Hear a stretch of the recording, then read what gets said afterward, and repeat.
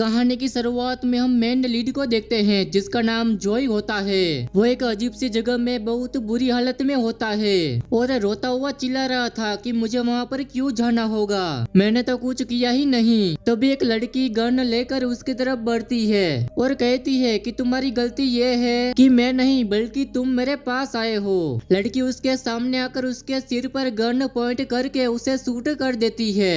अब scene shift होता है और हम 7 साल पहले का समय देखते हैं। जोई रेडी होकर कहीं जा रहा था तो उसे उसकी गर्लफ्रेंड जिसू का कॉल आता है। उनकी बात से हमें पता चलता है कि जोई तेका नाम की कंपनी में फाइनल इंटरव्यू राउंड के लिए जा रहा था। वो काफी इम्प्रेसिव था क्योंकि जोई अब तक ग्रेजुएट भी नहीं हुआ था। जिसू को भी लगता है कि जोई का सिलेक्शन हो जाएगा। जोई उसे कहता है कि वो इंटरव्यू के बाद उसे कॉल करेगा और फोन रख देता है। जोई खुद में काफी कॉन्फिडेंस था। वो सोचता है कि ग्रेजुएट के पहले मुझे ये जॉब लेना ही होगा। जोई अभी जा रहा था कि तभी रास्ते में एक आदमी उसे टकराता है और वो बीच सड़क में जाकर रुकता है। सामने से एक कार आकर उसे धक्का मारती है और वो उड़ता हुआ आकर जोई के पास गिरता है और मर जाता है। ये देखकर जोई बहुत घबरा गया था। इंटरव्यू के बीच में भी वो डरा हुआ था जिससे उसका इंटरव्यू भी खराब हो जाता है और उसकी ड्रीम जॉब सिक्योर करने में फेल हो जाता है। अब वो अपने स्टूडेंट लोन को चुकाने के लिए 7 साल तक पार्ट टाइम जॉब करता है। इसके बाद हम प्रेजेंट सीन में देखते हैं जहां जोई दोबारा से टाकिन कंपनी में इंटरव्यू देता है और टाकिन ग्रुप का सीईओ पार्ट टेबू उसकी काफी तारीफ भी करता है। जोई इंटरव्यू के बाद काफी रिलैक्स फील करता है कि अब उसे जॉब मिल ही जाएगी। लेकिन तभी उसका दोस्त उसे फोन करके बताता है कि जिसमें वो पैसे इन्वेस्ट करके लगा रहे थे वो सभी पैसे डूब गए हैं। फिर वो जिसू से मिलने के लिए जाता है जहाँ जिसू उसे ये बोलकर पैसा देती है कि मुझे मालूम है कि इंटरव्यू देने के कारण आज तुम पार्ट टाइम जॉब नहीं कर पाओगे। लेकिन जोई उस पैसों को लेने से मना कर देता है और जिसू से बोलता है कि अब तुम्हें अपनी लाइफ में मूव ऑन कर जाना चाहिए। तुम्हें मुझ जैसे लूजर के लिए टाइम वेस्ट नहीं करना चाहिए। और ये सब बोलने के बाद वो वहाँ से चला जाता है। जब वो घर पहुँचता है तो वो देखता है कि उसका घर का सारा सामान बाहर बारिश में भीग रहा था और डोर पर मकान मालिक ने नोटिस लिखा हुआ था कि तुम्हारा रेंट बढ़ता ही जा रहा है, इसलिए मैंने घर नए किराएदार को दे दिया है और तुम कल तक मकान को खाली कर दो।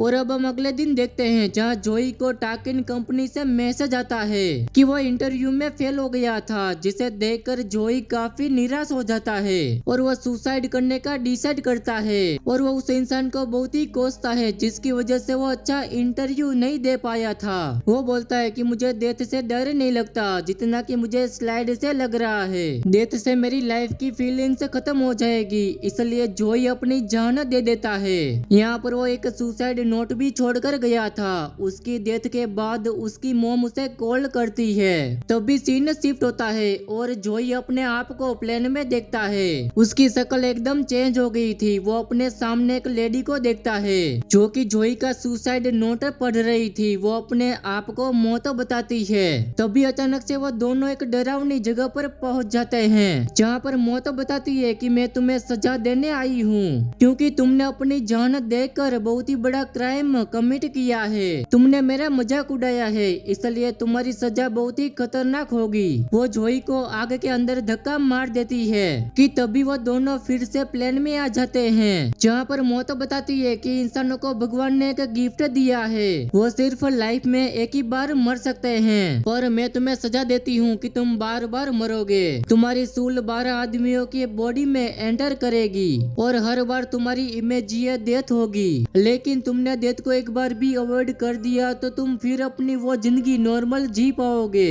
लेकिन तभी मौत अचानक से गायब हो जाती है। अब प्लेन भी काफी हिलने लगता है। जोई लाल कलर का जैकेट पहनकर अपनी जान बचाने की कोशिश करता है।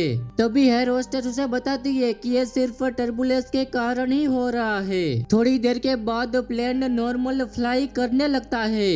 अब जोई प्लेन में घूम रहा था तब उससे सेफेरिकल ऑब्जेक्ट टकराता है और वो जिस इंसान की बॉडी में था उसके पास्ट की सारी बातें उसे पता चलती है कि उसका नाम जिंटे है। वो टाइम 10 ग्रुप का नया सीईओ बनने वाला है और उसका कंपटीशन अपने ही भाई से है और उसका भाई वही इंसान होता है जिसने जोई का जॉब का इंटरव्यू लिया था। इसी के साथ जोई दोबारा से सेंसेन में वापस आ जाता है। वो काफी खुश होता है कि जिस वो कंपनी के लिए जॉब करना चाहता था अब वो उस कंपनी का सीईओ बनने वाला है। वो सोचता है कि अब मैं मौत को अवॉइड करूंगा, लेकिन तभी अचानक से प्लेन के इंजन में आग लग जाती है और प्लेन क्रैश करने लगता है।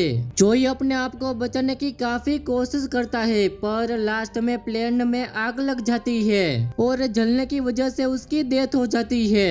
तभी उसका सामना मौत से होता है। मौत उससे पूछती है कि मरने के बाद अब कैसा लग रहा है। तभी जोई देखता है कि उसके हाथ में बुलेट्स है। वो उसके बारे में पूछता है।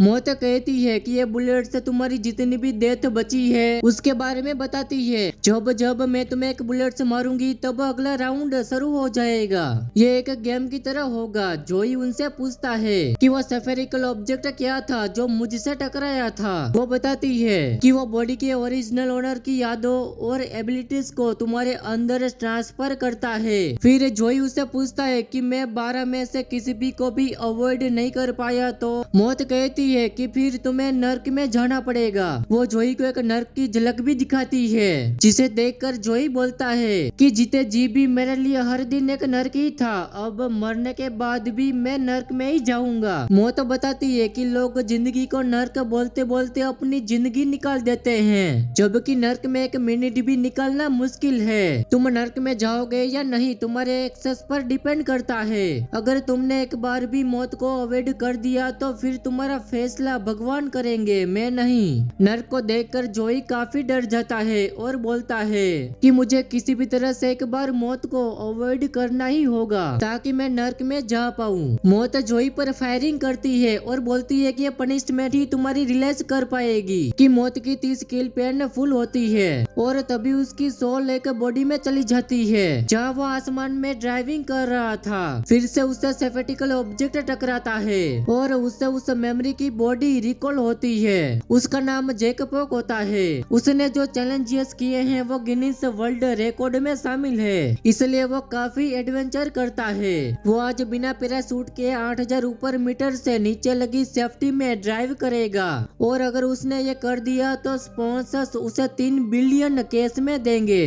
अब जोई अपने सेंसिव प्रेजेंट में वापस आता है। उसे याद आता है कि जैकपॉक की ड्राइविंग एबिलिटी सीट उसके पास ट्रांसफर हो गई है। वो 3 बिलियन का सोचकर काफी खुश होता है और कॉन्फिडेंटली वो ड्राइव करने लगता है। वो अपनी बॉडी को बैलेंस कर लेता है। इस एडवेंचर ड्राइविंग का टेलीकास्ट हो रहा था जिसे हर कोई देख रहा था। वो सोचता है कि 3 बिलियन से मैं अपनी नई जिंदगी की शुरुआत करूंगा। जोई सेफ्टी ड्राइव करने ही वाला था कि अचानक से वो लैंड पर क्रैश हो जाता है और उसकी इमेजिन डेथ हो जाती है। ये देखकर सभी हैरान हो जाते हैं। दोस्तों ये एपिसोड 1 यहीं पर ही खत्म हो जाता है। अगर आपको एपिसोड 2 चाहिए तो इस वीडियो के कमेंट सेक्शन में कमेंट करके जरूर बता देना।